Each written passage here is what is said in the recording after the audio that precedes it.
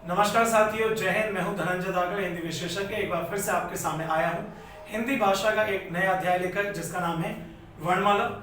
वर्णमाला हिंदी भाषा का दूसरा अध्याय माना जाता है। हिंदी वर्णमाला में कुल वर्ण 52 होते हैं। जिस तरह इंग्लिश लैंग्वेज में 26 लेटर्स होते हैं, बिल्कुल इसी तरीके से हिंदी भाषा में 52 वर्ण होते हैं।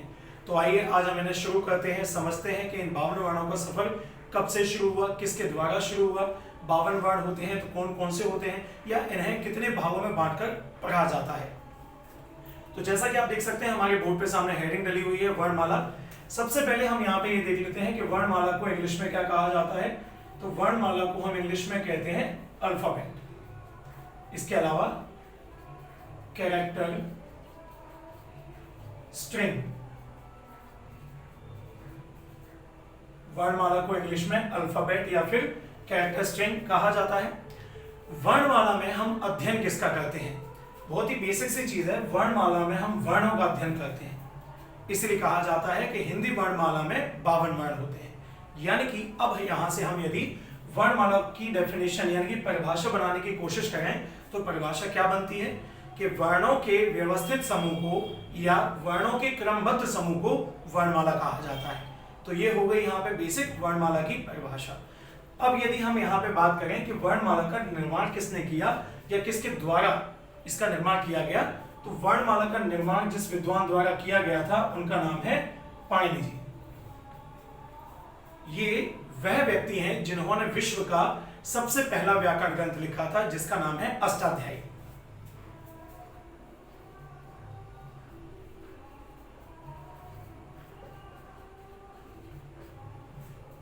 अष्टाध्यायी ग्रंथ को लिखने वाले पहले विद्वान थे, यानी कि इन्होंने अष्टाध्यायी नामक व्याकरण ग्रंथ लिखा था। यह विश्व का पहला व्याकरण ग्रंथ था जिसमें लौकिक संस्कृत नामक भाषा का व्याकरण इनके द्वारा लिखा गया था, और यहीं पर इन्होंने वर्णमाला का निर्माण किया। अब यदि हम इनके जीवन काल की बात करें तो इनका जीवन काल 520 ईसा पूर्व से 460 ईसा पूर्व के मध्य माना जाता है। ऐसा माना जाता है कि 500 ईसा पूर्व से लेकर 460 ईसा पूर्व के मध्य कभी इनका जन्म हुआ, और उसी समय के दरमियान इन्होंने अष्टाध्यायी ग्रंथ की रचना की, जिसमें इन्होंने वर्णमाला का लेखन किया। अब यहां पर हम वर्णमाला को शुरू करने से पहले कुछ थोड़े बेसिक डिटेल्स पता कर लेते हैं। चूंकि हमारी जो भाषा है जिसका हम अभी अध्ययन कर रहे हैं वो है हिंदी, तो हिंदी जो एक भाषा है, तो उससे पहले भाषा क्या है, क्योंकि भाषाएं तो बहुत सारी हैं, लेकिन भाषा सबसे पहले क्या होती है। तो बेसिकली भाषा वो माध्यम है जिसके द्वारा हम अपने विचारों का आदान प्रदान करते हैं। अपने विचारों को किसी अन्य व्यक्ति तक पहुंचाने के लिए जिस साधन का हम इस्तेमाल करते हैं उसे भाषा कहा जाता है। भाषा का इस्तेमाल हम बोलकर, लिखकर या संकेतों के माध्यम से भी कर सकते हैं। यानी कि भाषा के 3 रूप होते हैं। भाषा के 3 रूप होते हैं, जिनमें सबसे पहले आता है आपका मौखिक, इसके बाद आता है आपका लिखित, इसके बाद आता है सांकेतिक। अब यहां पे यदि हम बात करें कि भाषा के कितने आधार होते हैं, तो भाषा के बेसिकली 2 आधार होते हैं, यानी कि मानसिक और भौतिक।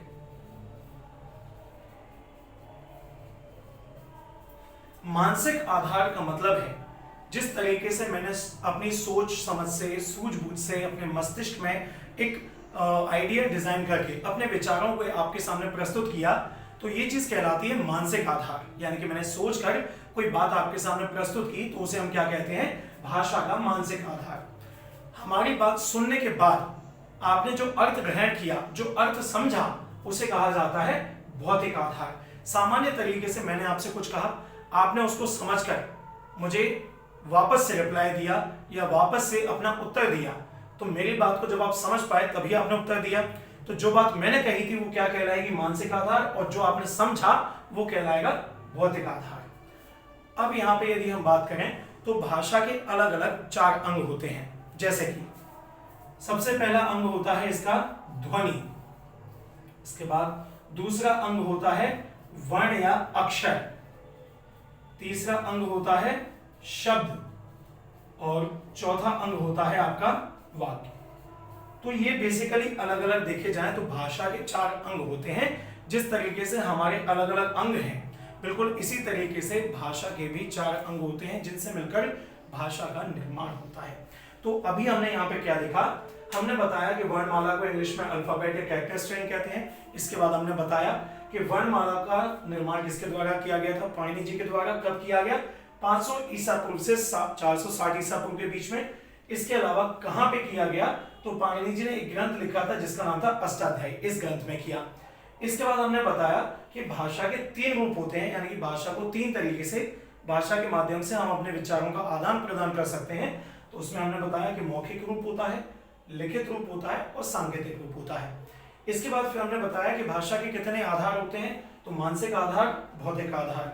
इसके बाद हमने बताया भाषा के कितने अंग होते हैं, तो ध्वनि, वर्ण या अक्षर, शब्द या फिर वाक्य।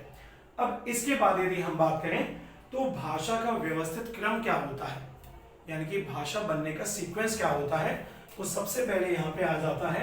इसके लिए हम थोड़ा सा बोर्ड को साफ कर लेते हैं, इसके बाद हम आगे की जानकारी यहाँ पे लेंगे।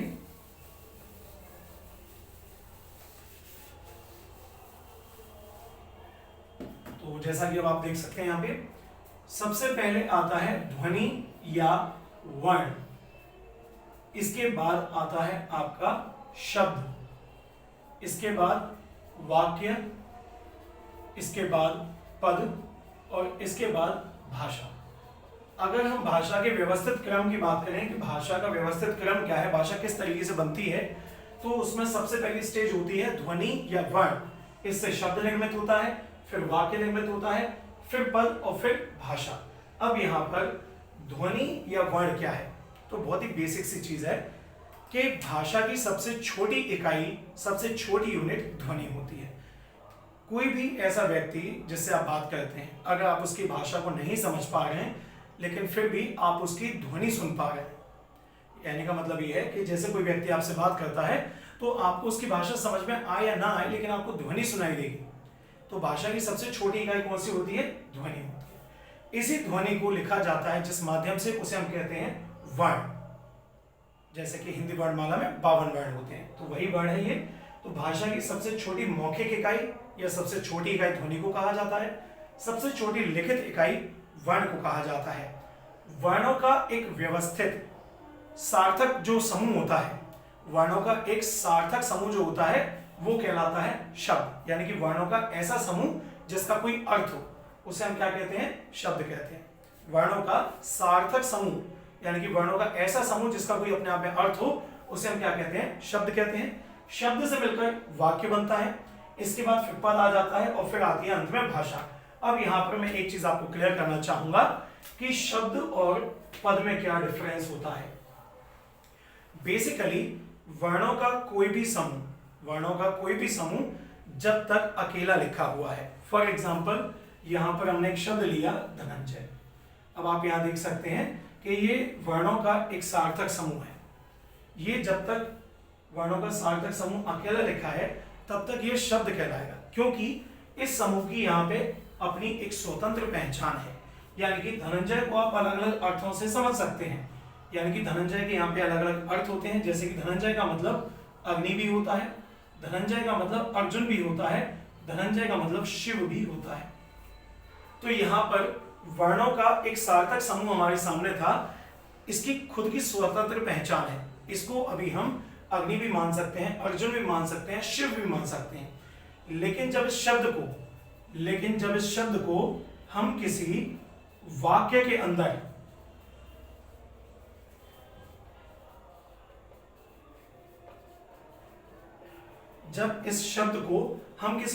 अंदर प्रयोग कर देते हैं तो फिर यही शब्द अपनी स्वतंत्र पहचान खो देता है और फिर ये शब्द न कहलाते हुए क्या कहलाता है, पद कहलाता है।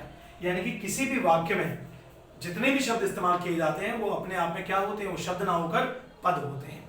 तो शब्द तब तक कहलाता है जब तक वो इस तरीके से अकेला लिखा हुआ है, जब तक उसकी स्वतंत्र पहचान है तब तक वो शब्द कहलाता है। लेकिन उसी शब्द को जब हम वाक्य में प्रयोग कर देते हैं तो फिर वो शब्द ना कहलाते हुए वो पद कहलाता है, क्योंकि उस शब्द का फिर वाक्य के अन्य शब्दों के साथ संबंध स्थापित हो जाता है। अब जैसा कि इस वाक्य को आप यहाँ पढ़ के देखेंगे कि धनंजय सर हिंदी पढ़ाते हैं, तो ये जो वाक्य है आपका, अगर इस पर आप कॉन्सेंट्रेट करेंगे तो ये अब जो नाम यहाँ इस्तेमाल किया गया है धनंजय सर, ये एक व्यक्ति विशेष का नाम हो गया ना, यहाँ पे अब इसका मतलब अग्नि से है, ना मतलब इसका अर्जुन से है, ना मतलब इसका शिव से है, अब ये व्यक्ति विशेष है। यानी कि अब इसकी स्वतंत्र पहचान जो थी धनंजय शब्द की, जिसके हम अलग अलग 3 अर्थ निकाल पा रहे थे, अब वो नहीं निकाले जा सकते। अब यहाँ पे धनंजय सर एक व्यक्ति विशेष का नाम हो गया जो हिंदी विषय पढ़ाते हैं। तो शब्द जब तक अकेला लिखा हुआ है तब तक वो शब्द कहलाएगा, उसकी अपनी स्वतंत्र पहचान होगी, लेकिन जब वो वाक्य में प्रयोग हो जाएगा तो वो शब्द न कहलाते हुए फिर पद कहलाएगा। आगे बढ़ते हैं। तो इसी तरीके से ध्वनि या वर्ण, इसके बाद आता है शब्द, फिर आता है वाक्य, वाक्य में शब्द इस्तेमाल होने के बाद पद कहलाते हैं, और फिर अंत में बन जाती है भाषा। तो ये हमारी भाषा का व्यवस्थित क्रम था। अब इसके बाद हम बात कर लेते हैं हिंदी व्याकरण को कितने भागों में बांटा गया है, तो इसके ऊपर अब हम थोड़ी सी चर्चा कर लेते हैं। चलिए देखते हैं, थोड़ा सा बोर्ड को साफ करेंगे इसके लिए। अब यहाँ पे हम ऐसा देखेंगे कि जो हिंदी व्याकरण है इसे अलग अलग 4 भागों में विभाजित किया गया है। हिंदी व्याकरण को 4 भागों में विभाजित किया गया है। तो वो 4 भाग कौन कौन से हैं? सबसे पहला इसमें आता है आपका वर्ण विचार, इसके बाद आपका आता है शब्द विचार, इसके बाद आता है आपका तीसरा छंद विचार, इसके बाद आता है आपका चौथा वाक्य विचार।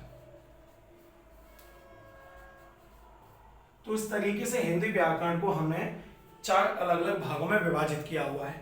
वर्ण विचार का मतलब है यहाँ पर हिंदी व्याकरण के ऐसे अध्याय, ऐसे चैप्टर से जो वर्ण से संबंधित हैं। फॉर एग्जाम्पल वर्णमाला में हम वर्णों का ही अध्ययन करते हैं। इसके अलावा संधि, उपसर्ग, प्रत्यय, ये कुछ अलग अलग अध्याय हैं जो वर्ण से संबंध रखते हैं, तो वे सभी किसके अंतर्गत आ जाते हैं? वर्ण विचार। इसके बाद दूसरा लिखा है शब्द विचार। शब्द विचार का मतलब है यहाँ पर ऐसे अध्याय या ऐसे टॉपिक से जो शब्द पे काम करते हैं या शब्द से संबंध रखते हैं। फॉर एग्जाम्पल संज्ञा, सर्वनाम, विशेषण, क्रिया, क्रिया विशेषण, समुच्चय बोधक अव्यय, संबंध बोधक अव्यय, विस्मयादि बोधक अव्यय, पर्यायवाची शब्द, समानार्थी शब्द, एकार्थी शब्द, अनेकार्थी शब्द, विलोम शब्द, समरूपी भिन्नार्थक शब्द, वाक्यांश के लिए एक शब्द, देशज शब्द, विदेशज शब्द, संकर शब्द, तत्सम शब्द, तद्भव शब्द। तो ये हिंदी व्याकरण में इस्तेमाल किए जाने वाले शब्द हैं जो अलग अलग वैरायटी के हैं, है ना। तो ये सभी के सभी किसमें काउंट हो जाते हैं? आपके शब्द विचार में। इसके अलावा और भी ऐसे अध्याय हैं जो शब्द से संबंध रखते हैं। फॉर एग्जाम्पल समास, तो ये भी आपका इसी में आ जाता है। इसके बाद आते हैं छंद विचार पे। छंद विचार में ऐसे अध्याय शामिल होते हैं रस, छंद और अलंकार जैसे, यानी कि जिनका इस्तेमाल किया जाता है काव्य को निर्मित करने के लिए। रस, छंद और अलंकार ये हिंदी विषय के 3 अलग अलग अध्याय हैं। हिंदी साहित्य के 3 स्तंभ हैं जिनके आधार पर काव्य का सृजन किया जाता है, तो वे आ जाते हैं छंद विचार में। इसके बाद अंतिम है हमारा चौथा भाग वाक्य विचार। वाक्य विचार में वे सभी अध्याय आ जाते हैं जो वाक्य से संबंध रखते हैं, यानी कि वाक्य, उपवाक्य, वाच्य, पदबंध, पक्ष, वृत्ति, ये कुछ ऐसे अध्याय हैं जिनके नाम मैंने अभी लिए, ये आ जाते हैं आपके वाक्य विचार में। तो इस तरीके से क्या किया गया है, हिंदी व्याकरण के अलग अलग 4 भाग किए गए हैं जिसमें समस्त व्याकरण को इस तरीके से विभाजित किया गया है। अब हम वापस से लौटते हैं हमारी वर्णमाला की ओर, क्योंकि ये तो थोड़ी सी बेसिक डिटेल थी भाषा को लेकर या हिंदी व्याकरण को लेकर। अब हम वापस लौटते हैं अपनी वर्णमाला पर। तो जैसे कि मैंने आपसे शुरुआत में कहा था कि वर्णमाला में हम किसका अध्ययन करते हैं? वर्णों का अध्ययन करते हैं। और हम ये भी जानते हैं कि हिंदी वर्णमाला को 2 भागों में बांटा गया है, स्वर और व्यंजन। इंग्लिश में है तो वोवेल्स और कॉन्सोनेंट में, यानी कि सभी स्वर और सभी व्यंजन क्या कहलाते हैं? वर्ण कहलाते हैं। व्यंजन का वास्तविक रूप होता है हलंत के साथ, यानी कि इस तरीके से। हलंत का मतलब होता है आधा, यानी कि किसी भी व्यंजन को या तो आप ऐसे लिखें या फिर ऐसे, यानी कि जब तक व्यंजन आधा लिखा हुआ दिखाई दे रहा है इसका मतलब उस ध्वनि को हम व्यंजन कहेंगे। कोई भी ध्वनि हमें इस तरीके से हलंत के साथ लिखी हुई दिखाई देती है या इस तरीके से आधी लिखी हुई दिखाई देती है तो इसे हम कहते हैं व्यंजन, क्योंकि व्यंजन का वास्तविक रूप हलंत के साथ ही होता है, यानी कि आधी ध्वनि जो लिखी है वही व्यंजन कहलाएगी। ठीक। और स्वर तो हम जानते ही हैं, छोटा अ, बड़ा आ, छोटी ई, बड़ी ई, छोटा ऊ, बड़ा ऊ, ये सभी के सभी हमारे स्वर होते हैं। तो बेसिकली वर्णमाला में हम किसका अध्ययन करते हैं? सभी स्वरों का और सभी व्यंजनों का अध्ययन करते हैं। इसलिए कहा जाता है कि हिंदी वर्णमाला को 52 वर्णों में विभाजित किया गया है। हिंदी वर्णमाला में 52 वर्ण होते हैं, इन 2 भागों में विभाजित किया गया है, स्वर और व्यंजन में। अब यहाँ पर यदि हम ध्यान दें तो ये तो हम जान चुके हैं कि वर्ण क्या होता है। सभी स्वर वर्ण कहलाते हैं, सभी हलंत व्यंजन भी वर्ण कहलाते हैं। लेकिन जब हम किसी भी हलंत व्यंजन का किसी स्वर से मेल करवाते हैं, यानी कि जब स्वर की मात्रा हलंत व्यंजन के साथ मिलती है तो एक नई ध्वनि निर्मित होती है जिसे हम कहते हैं अक्षर। यानी कि अब आप जान चुके होंगे कि वर्ण और अक्षर में कितना अंतर होता है। वर्ण कहा जाता है सभी स्वरों को या सभी हलंत व्यंजनों को, और इनके मिलन से एक नई ध्वनि उत्पन्न होती है जिसे हम क्या कहते हैं? अक्षर कहते हैं। तो ये बेसिकली डिफरेंस होता है वर्ण में या फिर अक्षर में। अब यहां पर यदि हम एक चीज देखें कि स्वर क्या होता है या व्यंजन क्या होता है, तो सबसे पहले हम लेते हैं स्वर।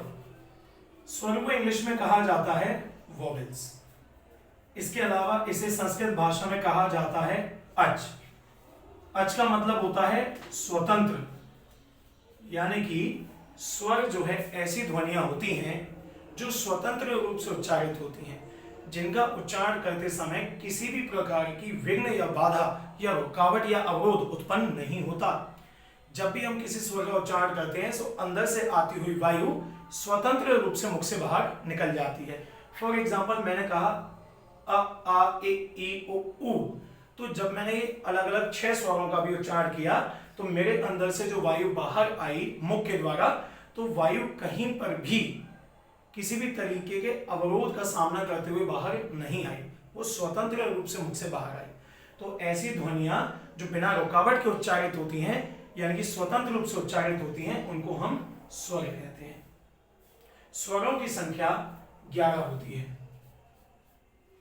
जिसमें अ, आ, ए, ई, ओ, ऊ, री, ए, ऐ, ओ, औ आते हैं।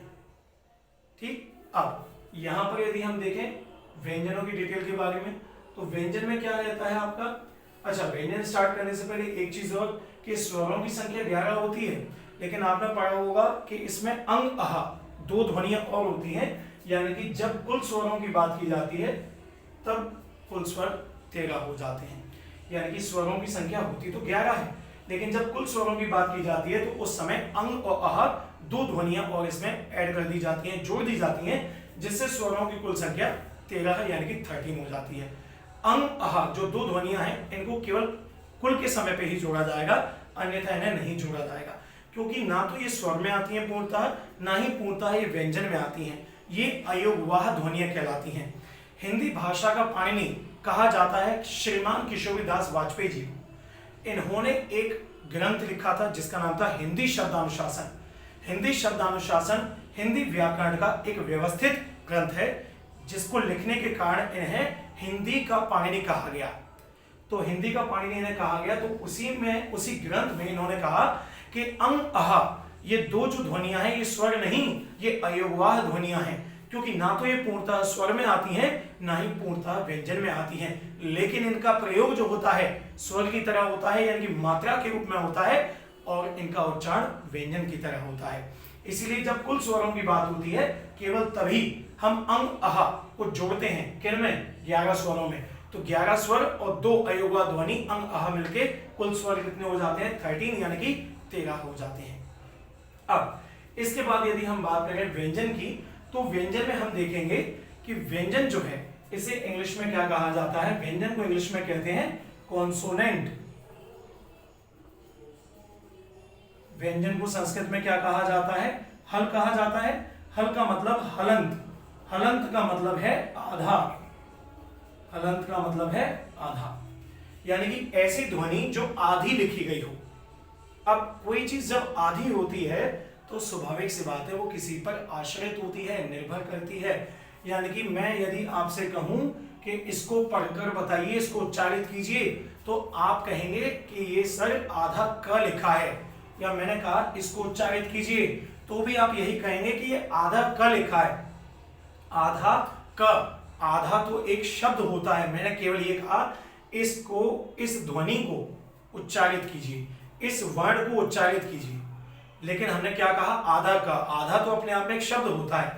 तो बेसिकली इसका सही उच्चारण या इसका सही उच्चारण कब किया जाएगा, जब इसमें स्वर की मात्रा शामिल होगी, तब जाके हम ठीक तरीके से इसको कह पाएंगे कि ये क लिखा है।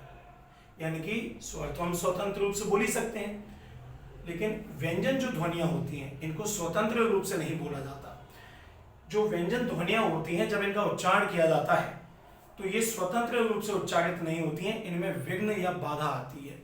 इस वजह से ये डिपेंडेंट होती हैं किस पर, किसी भी स्वर पर। जब तक इनके साथ किसी स्वर का मिलन नहीं होगा ये अपने आप में पूर्ण नहीं होंगी और अक्षर में कन्वर्ट नहीं होंगी, और जब तक ये अक्षर में कन्वर्ट नहीं होंगी तब तक हम इन्हें उच्चारित नहीं कर पाएंगे। इसलिए हमने यदि आदि का उच्चारण करना चाहा तो इसमें हमने छोटा एक वर्ण जोड़ दिया, यानी कि एक वर्ण में हमने दूसरा वर्ण जोड़ दिया, तो दो वर्णों के मेल से एक अक्षर का निर्माण हो गया। तो व्यंजन जो है ये ऐसी ध्वनियां होती हैं जो स्वतंत्र रूप से उच्चारित नहीं होती हैं, विघ्न या बाधा आती है इनके उच्चारण में। हमारे मुख के अंदर अलग अलग 5 भाग होते हैं जिन्हें बेसिकली कहा जाता है, यहाँ पे हम लिख लेते हैं, जिन्हें बेसिकली कहा जाता है स्वर तंत्रिकाएं, स्वर तंत्रिकाएं या फिर स्वर यंत्रिकाएं। अब जो हमारे मुख में 5 अलग अलग भाग होते हैं इन्हें हम क्या कहते हैं, स्वर तंत्रिकाएं कहते हैं या स्वर यंत्रिकाएं कहते हैं। तो वो मुख में 5 अलग अलग भाग कौन से होते हैं जो भाषा का उच्चारण करने में हमें हेल्प करते हैं या स्वर और व्यंजन का उच्चारण करने में हेल्प करते हैं। सबसे पहले आ जाता है कंठ, इसके बाद आ जाता है तालु, इसके बाद आ जाता है मूर्धा, इसके बाद आ जाता है आपका दंत और इसके बाद आ जाता है ओष्ठ। अब इसको थोड़ा सा प्रैक्टिकली समझ लेते हैं हमारे एक छोटे से डायग्राम के माध्यम से कि ये जो मुख में अलग अलग भाग हैं ये कहाँ पर स्थापित होते हैं या कहाँ पे इनका स्थान होता है। तो यहाँ पे मैं एक रफली एक डायग्राम बनाने का प्रयास करता हूँ। जैसे कि ये हमारी जीभ है,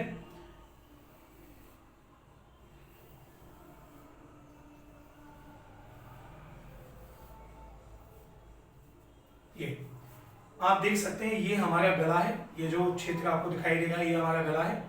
ये होता है कंठ, यानी कि ये वाला हिस्सा जो हल्का सा बाहर की ओर निकला हुआ होता है।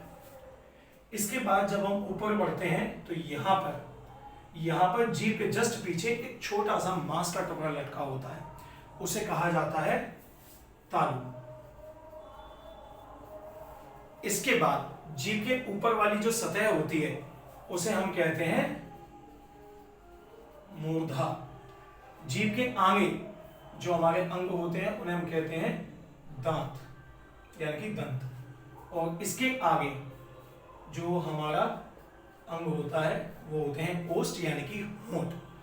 तो कंठ, तालु, मूर्धा, दंत और ओष्ठ ये 5 अलग अलग स्वर तंत्रिकाएं होती हैं यानी कि स्वर यंत्रिकाएं होती हैं जिनके माध्यम से हम किसी भी स्वर या व्यंजन का उच्चारण करते हैं।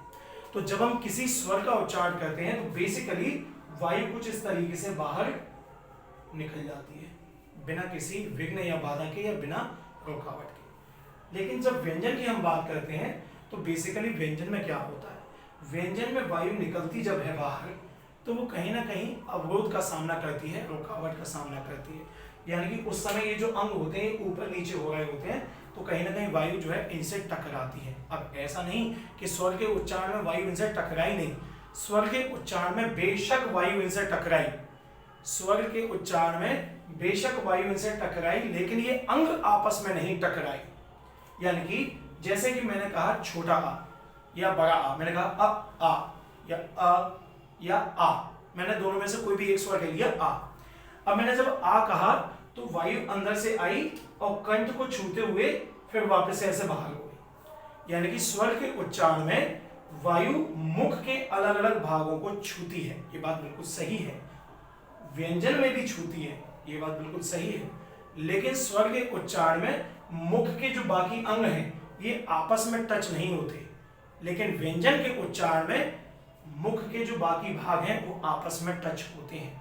इसलिए आप देख पा रहे होंगे कि मैं आपके सामने जब बात कर रहा हूं तो बार बार मेरे होठ बंद हो गए हैं, दांत बंद हो गए, खुल रहे हैं। तो ये क्या है? क्योंकि यहाँ पे मैं स्वर के साथ व्यंजनों का भी उच्चारण कर रहा हूं, इस वजह से। तो स्वर में वायु अलग अलग अंगों को छू के निकलेगी, व्यंजन में भी वायु अलग अलग अंगों को छू के निकलेगी, लेकिन स्वर में बेसिकली जो अंग है अंदर, ये पांचों या पांचों में से कोई भी, ये आपस में एक दूसरे से स्पर्श नहीं करेंगे, एक दूसरे से टच नहीं करेंगे। लेकिन व्यंजन में ये एक दूसरे से टच करेंगे, एक दूसरे को छुएंगे। तो ये बेसिकली इनका डिफरेंस होता है स्वर के उच्चारण में और व्यंजन के उच्चारण में। अब यदि हम बात करें कि स्वर के कितने भेद होते हैं या व्यंजन के कितने भेद होते हैं, तो यहाँ पे अब हम देख लेते हैं कि स्वर को व्यंजनों को किस तरीके से बांटा गया है। तो स्वर के बेसिकली 6 भेद होते हैं। स्वर के बेसिकली कितने भेद होते हैं? 6 भेद होते हैं। और वो 6 भेद कौन कौन से होते हैं? सबसे पहला होता है आपका उत्पत्ति के आधार पर, इसके बाद दूसरा होता है हमारा उच्चारण या मात्रा के आधार पर,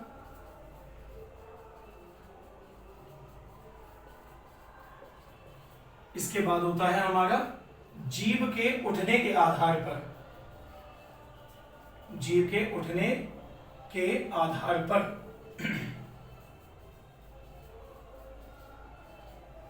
इसके बाद आपका अगला भेद होता है मुख के आधार पर, इसके बाद होता है हमारा होठों के आधार पर,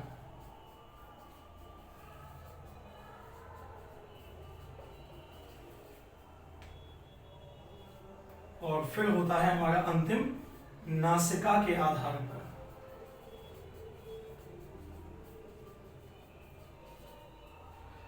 तो बेसिकली ये स्वर के अलग अलग 6 टाइप होते हैं, यानी कि स्वर के 6 भेद होते हैं, लेकिन मुख्यतः या मूलतः 3 भेद होते हैं। यानी कि मुख्य रूप से अगर हम स्वर के भेद पढ़ना चाहते हैं या मूल रूप से हम स्वर के भेद पढ़ना चाहते हैं तो वो केवल 3 होते हैं, और इन 3 भेदों को यहीं से उठाकर अलग किया जाता है। और वैसे स्वर के भेद देखे जाएं या स्वर के कुल भेद देखे जाएं तो वो 6 होते हैं। यानी कि होता यहाँ पे क्या है कि हम यहाँ पे स्वर को बहुत डिटेल में डिफाइन करते हैं कि किस स्वर की उत्पत्ति किस तरीके से हुई। तो इसको हम यहाँ बताते हैं 2 भागों में बांटकर कि कुछ स्वर इस तरीके से, कुछ स्वरों का निर्माण इस तरीके से हुआ है, कुछ स्वरों का निर्माण इस तरीके से। तो बेसिकली हम यहाँ पे क्या करते हैं, सभी स्वरों की उत्पत्ति बताते हैं कि उनका निर्माण किस तरीके से हुआ। तो यहाँ पे हम उसको 2 भागों में बांट के बताते हैं, यानी कि उत्पत्ति के आधार पे हमने सभी स्वरों को 2 भागों में डिवाइड किया है और ये बताया है कि कुछ स्वर ऐसे हैं जिनकी उत्पत्ति ऐसे हुई है, कुछ स्वर ऐसे हैं जिनकी उत्पत्ति इस तरीके से हुई है। अब उच्चारण या मात्रा के आधार पर अब हम यहाँ पे ये बताते हैं दूसरे भेद में कि किस स्वर का उच्चारण किस तरीके से होता है, उसके उच्चारण में कितना समय लगता है।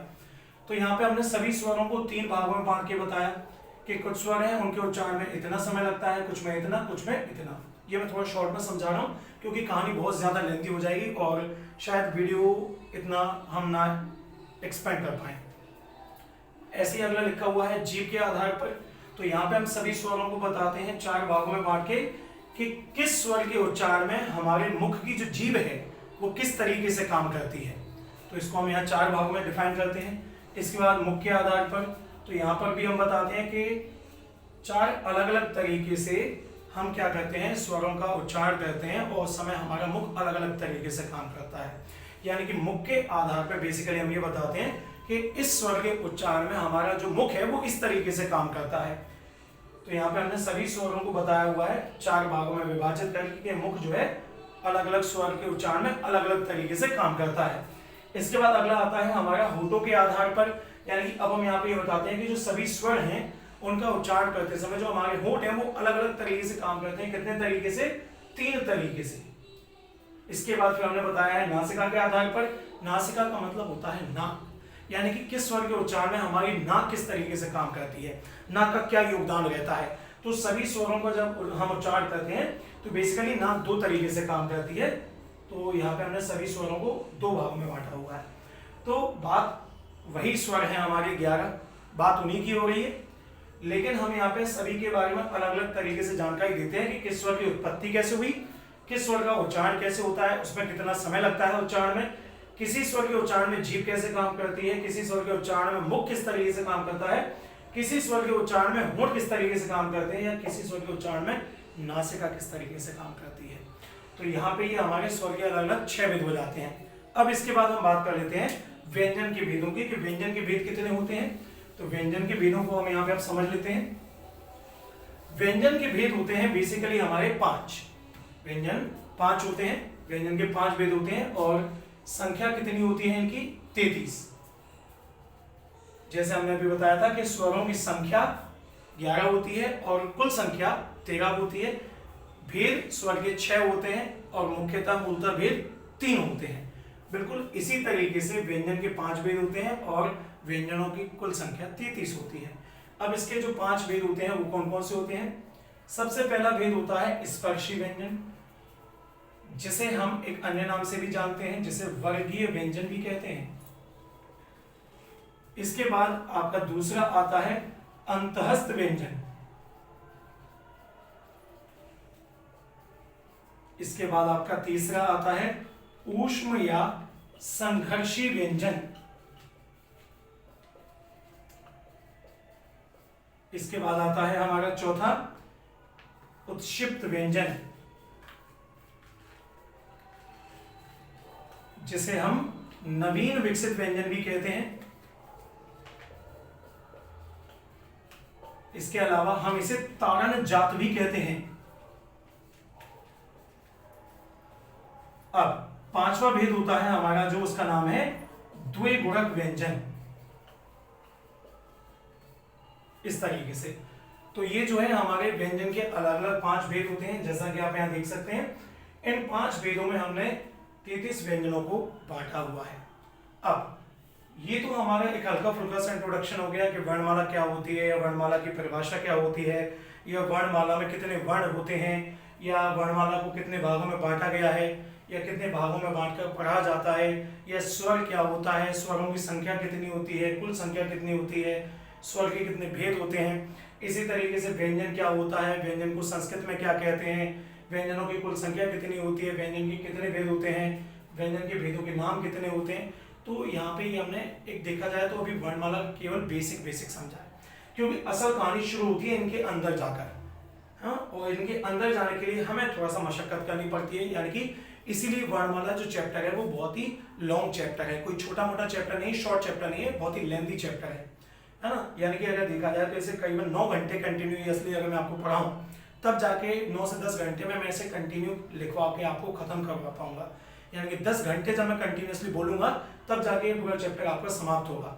अभी तो केवल ये आपके सामने एक बेसिक डिटेल्स है वर्णमाला की, और इससे ज़्यादा कुछ नहीं। इसके बाद अब हम शुरू करते हैं वर्णमाला के कुछ अलग टॉपिक्स, जिनसे आपको और भी पता चल सके कि वर्णमाला में क्या क्या हो सकता है या क्या क्या होता है जो किताबों में नहीं दिया है। तो अब यहाँ पे हम देखते हैं कुछ अन्य चीजें।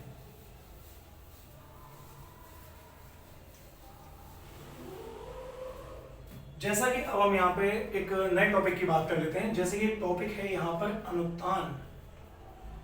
ये एक टॉपिक है हिंदी वर्णमाला का जो बेसिकली किताबों में दिया ही नहीं रहता है। अनुत्तान का मतलब होता है स्वरों का उतार चढ़ाव। किसी भी शब्द के उच्चारण में जब स्वरों का उतार चढ़ाव होता है, जो स्वरों का फ्लक्चुएशन होता है, उसे हम अनुतान कहते हैं। जैसे कि आपने एक फिल्म देखी होगी, बहुत ही फेमस फिल्म रही है अपने समय की, पीके। उसमें भी अगर आपने ध्यान दिया हो तो ये चीज आपको देखने को मिलेगी। एक ही शब्द को अलग अलग 3 तरीके से यहां मैं आपको बोल के दिखाऊंगा, और आप ऐसा पाएंगे कि शब्द एक ही था, बोलने का तरीका अलग हुआ, तो शब्दों का जो उच्चारण था वो ऊपर नीचे हो गया। फॉर एग्जाम्पल, अच्छा, यानी कि जब हम किसी बात की स्वीकृति देते हैं, अच्छा, यहां पे आपने नोटिस किया कि अच्छा शब्द को मैंने किस तरीके से बोला, या मैंने कहा यह फल अच्छा है, तो ये तो हो गया ये वाला। अब यहां पर अच्छा, ध्यान दीजिएगा, विस्मयादि बोधक चिन्ह लगा, इंग्लिश में गए तो एक्सक्लेमेटरी साइन लगाई, आश्चर्य की बात हो रही है। अब यहां पे हमने कहा अच्छा, क्योंकि यहां प्रश्नवाचक की बात हो रही है, तो अच्छा शब्द को ही हमने 3 अलग अलग वे में बोला। अलग अलग तरीके से बोला, यही चीज कहलाती है अनुतान। क्योंकि तीनों बार जब भी मैंने शब्द को बोला अलग अलग अर्थ में, यहाँ प्रश्न के अर्थ में, यहाँ आश्चर्य के अर्थ में, यहाँ स्वीकृति के अर्थ में, तो स्वरों में उतार चढ़ाव हुआ। अच्छा अच्छा अच्छा, तो तीनों में बेसिकली ये डिफरेंस है। तो ये एक छोटा सा टॉपिक था आपका अनुतान। बिल्कुल इसी तरीके से हमारा अगला टॉपिक है यहाँ पर, जिसका नाम है पाई। पाई क्या होता है? बेसिकली पाई शब्द आपने सुना होगा, अगर आप मैथ सब्जेक्ट पढ़े हैं आप अपने 11th-12th क्लास के समय पर, या ग्रेजुएशन सेक्टर में आपने अपना मैथ्स से ही किया हुआ है, या आपने ऐसा कोई भी ग्रेजुएशन किया है जिसमें मैथ्स आता है, तो आपने वहाँ पे ऐसा ऑब्जर्व किया होगा पाई। पाई का बहुत अहम योगदान है आपके मैथ्स में, पीसीएम, फिजिक्स, केमिस्ट्री, मैथ में। तो पाई मैथ्स का वर्ड है, बिल्कुल सही बात है, लेकिन उसके अकॉर्डिंग पाई की वैल्यू 20/7, 22/7 यानी कि 3.14, 3.14 होती है। ये वो वाला पाई नहीं, ये हिंदी वाला पाई है। पाई का मतलब है इससे डंडा, यानी कि इसे हम क्या कहते हैं? इसे हम अलग अलग नामों से जानते हैं। इसे हम सीधी लकीर कहते हैं, इसे हम पूर्ण विराम चिन्ह कहते हैं, इसे हम पूर्ण विराम चिन्ह कहते हैं, इसे हम सीधा डंडा कहते हैं, इसे हम एक पाई रेखा कहते हैं, एक पाई रेखा। तो आप देखेंगे कि इसको अलग अलग नामों से जाना जाता है। इसे हम सीधी लकीर भी कहते हैं, इसे पूर्ण विराम चिन्ह भी कहते हैं, सीधा डंडा भी कहते हैं, और एक पाई रेखा भी कहते हैं। अब बात ये आती है, आपके मन में ये बात आ रही होगी कि पाई का क्या लेना देना वर्णमाला से? इसी का लेना देना है सब कुछ। आपने सुना होगा बड़े आकर डंडा लगाना है बेटा, बड़े आकर डंडा आएगा यहां पर, तो बड़े आकर डंडा क्या है? पाई है। यानी कि बेसिकली इस टॉपिक में हम ये पढ़ते हैं कि हिंदी वर्णमाला के जो 52 वर्ण हैं, इनका निर्माण किस तरीके से हुआ है, किस तरीके से डंडा प्रयोग हुआ है हिंदी के 52 वर्णों के निर्माण में। तो बेसिकली यहाँ पे हम 3 तरीके से बताते हैं कि हिंदी वर्णमाला के जो 52 वर्ण हैं वो 3 तरीके से निर्मित हुए हैं, यानी कि डंडे का इस्तेमाल 3 तरीके से किया जाता है हिंदी वर्णमाला के 52 वर्णों को लिखने के लिए या उनको निर्मित करने के लिए। देखते हैं क्या है कहानी। इसको हम थोड़ा साफ कर देते हैं हम यहाँ पे, और अब हम आते हैं वापस यहाँ लौट कर। तो बेसिकली आप ऐसा पाएंगे कि पाई के 3 अलग अलग भेद होते हैं, यानी कि पाई 3 टाइप की होती है। 3 तरीके से हिंदी वर्णमाला के 52 वर्णों का निर्माण हुआ है। सबसे पहला होता है खड़ी पाई। खड़ी पाई का मतलब होता है ऐसे अक्षर या ऐसे वर्ण जिनके अंत में डंडा हो, यानी कि अगर आपको किसी भी अक्षर के लास्ट में डंडा दिखाई दे रहा है,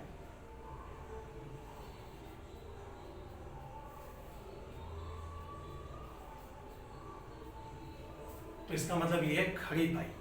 किसी भी अक्षर के लास्ट में यदि आपको डंडा दिखाई देता है तो वो क्या है? खड़ी पाई। इसके अलावा और भी होते हैं तो हमने उसको डैश डैश कर दिया। इसके बाद दूसरा होता है आपका मध्य पाई। दूसरा होता है आपका मध्य पाई, यानी कि ऐसे अक्षर जिनके बीच में डंडा आता हो, ये हो गया। अब यहां पे हमने बात की तीसरे टाइप की, जिसका नाम है अर्ध पाई, जिसे हम बिना पाई भी कहते हैं। तो बेसिकली अर्ध पाई में वो अक्षर आते हैं जिनमें आधा डंडा इस्तेमाल होता है। ये आप देख सकते हैं यहां पे आधा डंडा आया हुआ है, और इसके अलावा और भी होते हैं तो हम यहां डैश कर देते हैं। तो अर्ध पाई में आधा डंडा है, और अर्ध पाई को ही बिना पाई कहते हैं, क्योंकि अब कुछ अक्षर ऐसे भी बचे, कुछ वर्ण ऐसे भी बचे जिसमें डंडा आता ही नहीं है। फॉर एग्जाम्पल यहां पर हमने लिखा ये,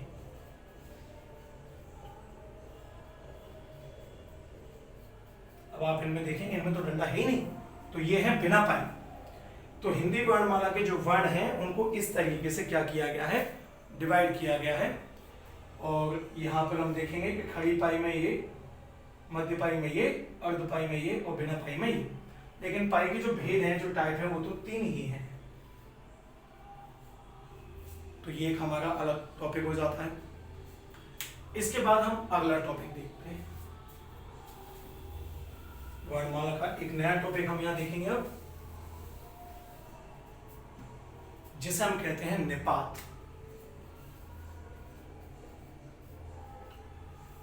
निपात का मतलब होता है किसी भी शब्द में, चलिए मैं आपको एक एग्जांपल लिख देता हूं जिससे आप समझ पाएंगे इजीली।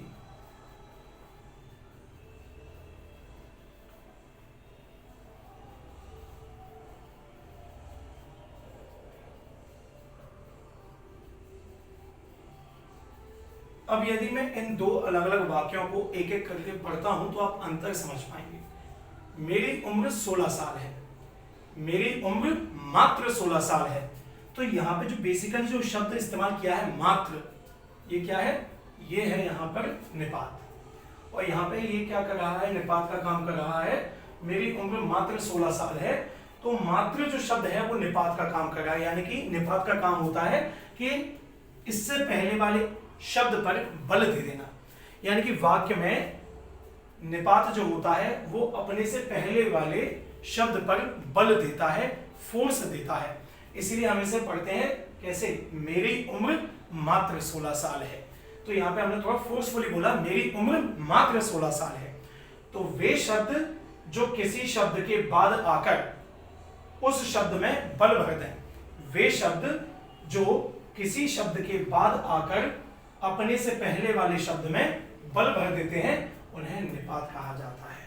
ठीक, तो ये आपका एक बहुत इंपॉर्टेंट टॉपिक है निपात। तो ये यहां पे कंप्लीट होता है। एक बार फिर समझिएगा, वे शब्द जो वाक्य में प्रयोग होकर किसी शब्द में बल भर देते हैं उसे हम निपात कहते हैं। वे शब्द जो वाक्य में प्रयोग होकर किसी शब्द में बल भर देते हैं तो उन्हें हम क्या कहते हैं? निपात कहते हैं।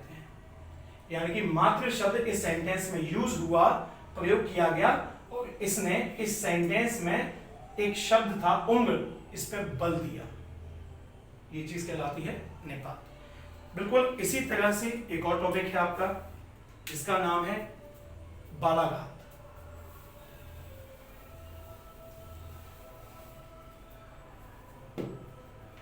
बिल्कुल सेम ऐसे एक और टॉपिक है आपका जिसे हम कहते हैं बालाघात। बालाघात का मतलब होता है किसी भी ध्वनि पर, शब्द की किसी ध्वनि